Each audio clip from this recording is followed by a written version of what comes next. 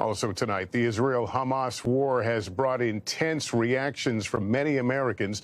On college campuses, some students who voiced opinions on the conflict are facing a major backlash. Jake Ward reports from Berkeley, California. Palestine will be free.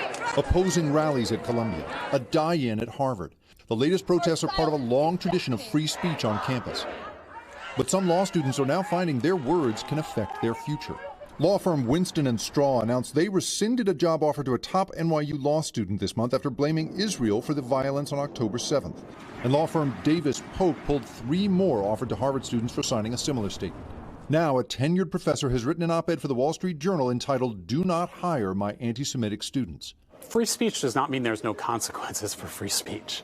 Stephen Solomon says he considers any justification of the Hamas attacks to be anti-Semitic hate speech. This is a professional setting.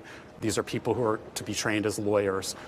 They should not be going out as lawyers if they're advocating the murder and justifying the murder of innocent people. One Berkeley student group mentioned in the op-ed characterized the October 7th attacks as resistance to apartheid.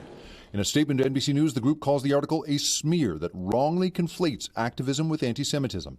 Some students unaffiliated with the group say they are concerned about the op-ed's precedent. I think regardless of which side you support, I don't know that professors should be encouraging it to dissuade you from potential employment. Kenneth Stern runs Bard College's Center for the Study of Hate.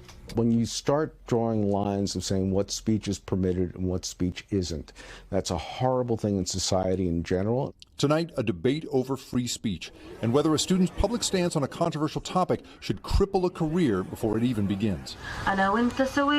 Jake Ward, NBC News, Berkeley, California.